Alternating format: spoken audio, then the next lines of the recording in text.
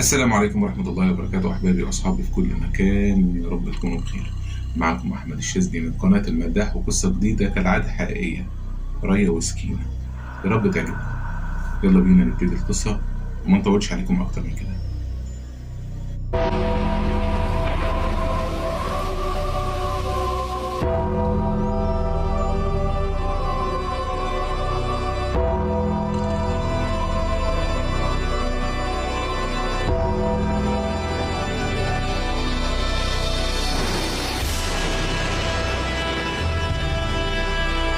اسكندرية في بداية القرن العشرين ما كانتش زي ما يعرفها الناس دلوقتي.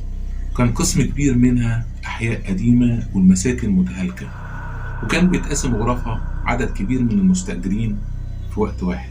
بناء العمودي ونظام الشقق ما كانتش منتشرة زي دلوقتي. كانوا الأختين ريا وسكينة عايشين في حي من الأحياء الفقيرة والقديمة دي، والحي ده كان اسمه حي اللبان. في عام 1920 بدأت تيجي في التوقيت ده بلاغات لقسم اللبان، بلاغات من بعض الأهالي بخصوص اختفاء بعض الستات من قرايبهم بشكل غامض. غريب في الأمر إن بعض قرايب الستات المخطوفة في البلاغات اسم سكينة، آخر واحدة شافوها بعض المخطوفات قبل ما يختفوا. من كده إن بعض جرائم القتل حصلت في أماكن تبعد أمتار عن اسم الشرطة. لكن مش عايزين ننسى إن الأحداث دي كلها حصلت من تقريبا قرن من الزمن، لما كانت وقتها وسائل وتقنيات الشرطة في التحقيق توصف بالبدائية، في وقت كانت فيه الشرطة بتعمل كل اللي في وسعها سيطرتها وسطوتها على الأحياء والحارات اللي كانوا بيحكمها الفتوات والبلطجية. وعشان كده تم إهمال العديد من الأدلة اللي كانت ممكن تدين السفاحتين ريا وسكينة، واللي كملوا في طريق قتل مزيد من الضحايا من غير خوف ولا حتى حذر. ومع زيادة عدد الضحايا زاد كمان وانتشر الرعب والهلع في المدينة، انتشار النار في الهشيم. الستات تخاف تخرج من بيوتها إلا في الضرورة القصوى، بسبب خوفهم من العصابة اللي بتخطف الستات وتقتلها. وفي النهاية كان القدر والصدفة هما اللي وقعوا الأختين في إيد العدالة. فكانت سكينة مأجرة أوضة من الباطن من واحد مأجر من صاحب البيت الأصلي، وتقريبا كانت العلاقة ما بين الشخص اللي مأجرة منه سكينة وصاحب السكن الأصلي كانت على غير ما يرام. وصلت الخلافات بينهم لأقسام الشرطة والمحاكم، ولما حكمت المحكمة حكمت بإخلاء العقار لصالح المالك الأصلي، وأخطرت سكينة بإخلاء أوضتها طبعا. وعملت سكينة المستحيل وكل الحيل عشان صاحب البيت يأجر لها الأوضة مرة تانية، لكنه رفض بشكل قاطع بسبب سمعتها وسيرتها السيئة، تصرفاتها طبعا اللي كانت ياما أزعجت الجيران. فكانت سكينة على حسب الروايات والله أعلم كان مشيها بطال. بعد كده أصبحت قوادة بتأجر عدد من الأوض والبيوت تقيم فيها حفلات السكر والعربدة، بتستعين ببعض البنات لمشيهم بطال. وورد في حيثيات الحكم الصادرة من محكمة الإسكندرية ما يؤكد طبيعة عمل الأختين ريا وسكينة. ذكر إن الأماكن دي كلها اللي كانوا بيأجروها في الدعارة في السر. الستات اللي مشيها بطال بيجوا من نفسهم كانوا يمارسوا الرذيلة، والاتنين كانوا بيديروا الأوض ديت والبيوت اللي بيأجروها، والأرباح كانوا بيتقسموا فيها.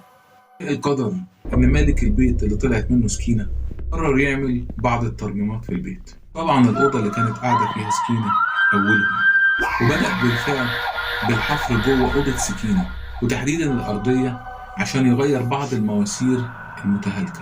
فاجئ عمال الحفر وجود جثة متحللة لست ما بقاش حاجة منها اللي ممكن يستدل منها عن هويتها. وصلت شعر طويلة يدوبك متعلقة في جمجمتها. وبعد المنظر ده جري صاحب البيت والعمال على اسم الشرطة، واللي بدورها بعتت إدارة لمعاينة الجثة، اللي قررت استمرار الحفر في أرضية الأوضة على أمل إنهم يلاقوا جثة تانية. بالفعل لقوا جثة تانية في نفس الأوضة، عشان يتم البحث في الأوضة اللي جنبها عشان يلاقوا الجثة التالتة. وقتها قررت الشرطة البحث في كل الأوض والبيوت اللي أجرتها سكينة واختها ريا عشان يلاقوا الجثة الرابعة. واكتشاف الجثة الرابعة دي خلى الشرطة تبتدي تشك في ريا وتراقبها، بالرغم من كمية البخور الكبيرة دي، إلا إنها ما قدرتش تخفي الريحة دي من شدتها، عشان الشرطة تلاقي فيها بعد الحفر 12 جثة، غير إنهم لقوا جثة تانية في الأوضة اللي جنبها عشان عدد الجثث يوصل ل17 جثة. بعدها الشرطة تقرر القبض على ريا وأختها سكينة، واللي حاولوا في البداية إنهم يثبتوا إن ملهمش علاقة بالجثث. بعد اتصال رجال الشرطة ليهم أسئلة والأدلة والشهود، واعترفوا بالجرائم دي كلها. هي عبارة عن استدراج الستات، مجموعة من الأوض والبيوت اللي مأجرينها بغرض قتلهم والاستيلاء على المصوغات الخاصة بيهم. أغلب الضحايا من بنات الليل، من الستات اللي بتتسوق في الأسواق التجارية القريبة من قسم اللبان. أما عن طريقة القتل اللي كانوا بيتبعوها، إنهم كانوا في البداية يغروا ويخدعوا الضحية بالكلام الجميل لحد ما تثق فيهم، ويقوموا مشربينها حاجة زي المنوم، بعد ما طبعا يستدرجوها لأوضة من الأوض اللي مأجرينها بحجة إنهم دلالات، يعرضوا عليها عينة من الأقمشة مش موجود زيها في السوق، فتفقد القدرة على التركيز والقوة على المقاومة. وقت اللي فيه واحد من العصابة سلل بهدوء ورا الضحية، حركة سريعة مباغتة في منديل من القماش حوالين رقبتها ويخنق فيها بكل ما أوتي من قوة.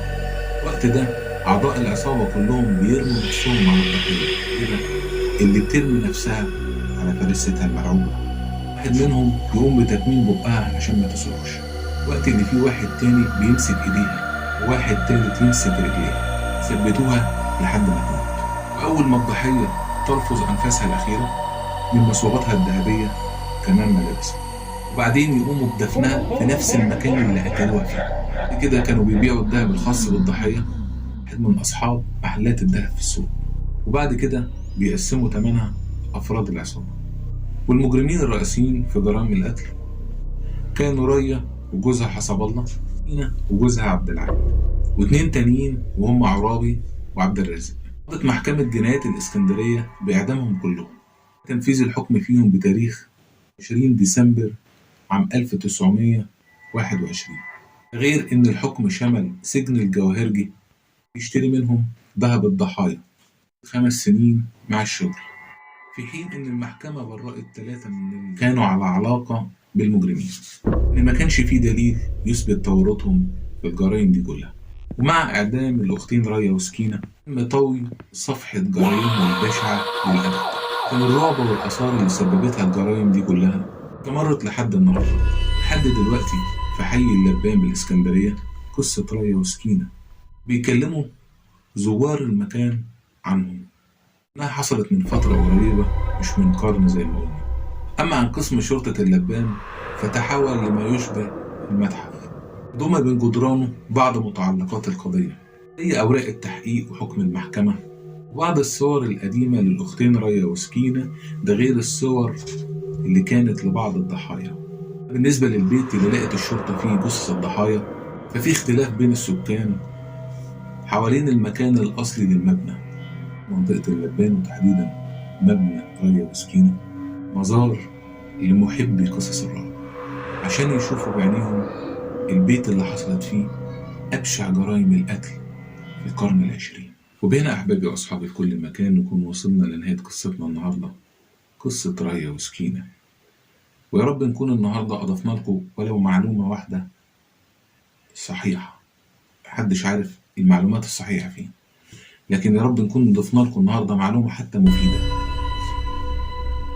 وأتمنى يا رب من كل قلبي تكونوا دايما بخير وسلام، وكل سنة وانتم طيبين بمناسبة شهر رمضان الكريم. كالعادة أطلب منكم الدعم بالاشتراك في القناة أولا، ثم تشير القناة. دعموني، محتاج دعمكم والله لسه، ومش هبطل أطلب منكم الدعم. مش هطول عليكم أكتر من كده. كل سنة وانتم طيبين. السلام عليكم.